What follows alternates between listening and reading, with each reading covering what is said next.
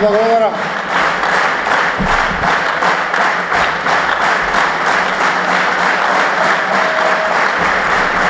Благодарам. Селата немат канализации, 90% во државата. 90% од селата немат канализации. За Европа зборуваме или 21. век. Сите канализации во државата и гасификацијата заедно е колку спомениците во Скопје. Е толку е. Целата оваа работа. Сите мерки кои што ги предлагаме, сите на купче, заедно со тие што плюс носат приход во државата и сите тие што имат плюс расход од државата, чинат 63 милиони евра. Тоа е 1/3 од спомениците во Скопје. 63 милиони евра. Толку чинат сите мерки од програмата да ја вратиме средната класа.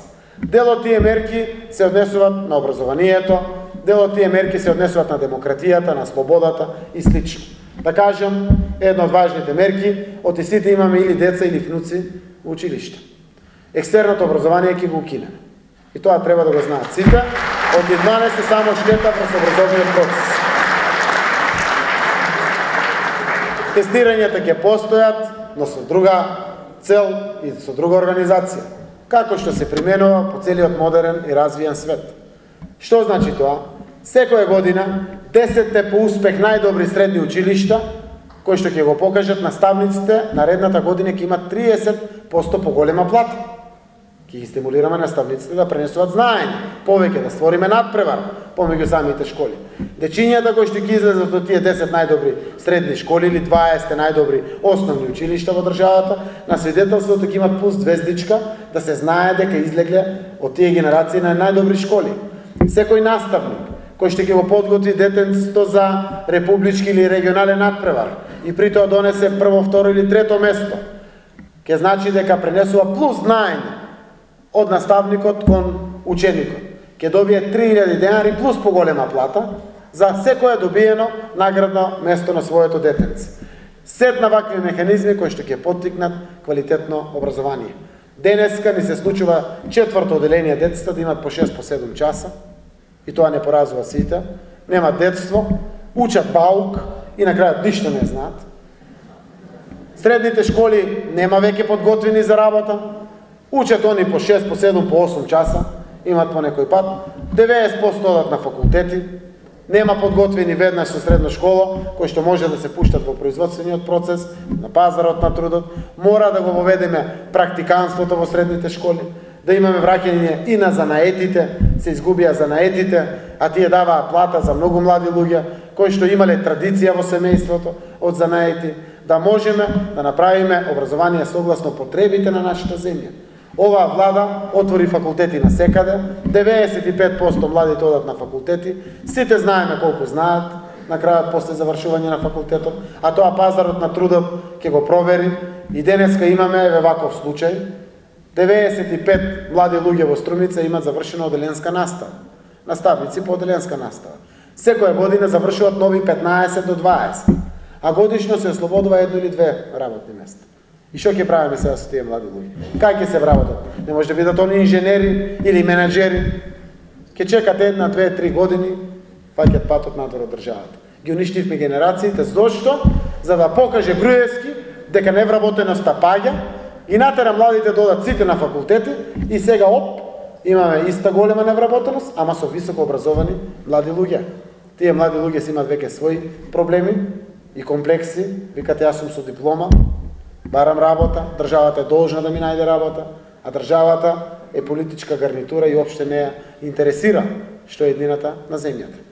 Неколку мерки од делот на демократијата. Кога ќе дојде ноември и декември месец, премиерот и министерот за финансии мора да бидат на МТВ цел месец, да седат овде и да образлагат буџет, најважен документ за државата.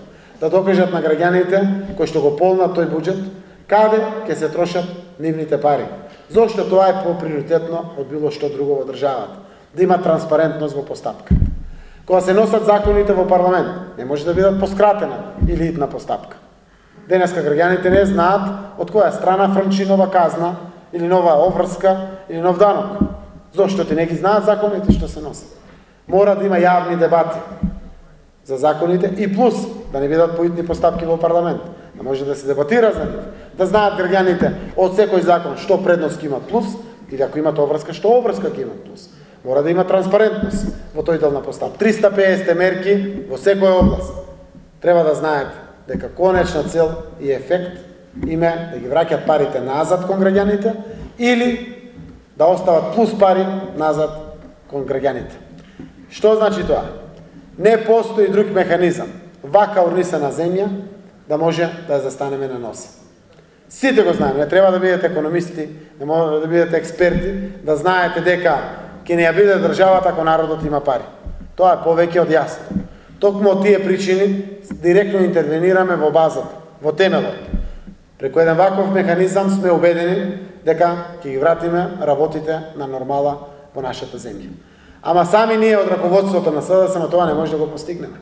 Затоа сте и вие вечер во овде. Меѓу другото да ве замолиме за тие мерки да го пуштите гласот до каде што можете. Доаѓаат празници и ќе се дебатира на секаде. Доаѓаат доста празници, ќе се гледаме со луѓе, ќе се дружиме, ќе се дебатират тие мерки. Веќе на ангро се зборува за ДДВ-то, за пензиите на СДСМ, за покачувањето на платите и слично, се зборува. Не треба да бидете експерти или економисти да ги браните, кога некој ВМРО-вец ќе ви каже дека од кај бе тоа ќе најдат пари тие од СДСМ за овие мерки. Само кажете им, ние споменици и музеи нема да градиме и еве од кај ќе најдеме пари, за да ги спроведеме сите овие мерки. Дека имаме обврска во овој период кој што предстои да одиграме историска улога. Нема кој друг во Македонија ако не СДСМ и опозицијата. Нема кој ако не ние сите заедно да кажеме стоп на ова бескрупулозно уништување на Република Македонија и за смена на власт. Следете на нас од раководството на СДСМ и ви ветувам. На првите наредни парламентарни избори Груевски оваа влада ќе замине. Ќе замине, тоа ви го гарантирам јас.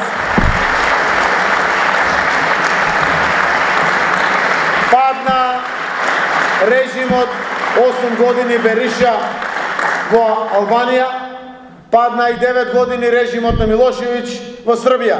И овој режим ќе заврши.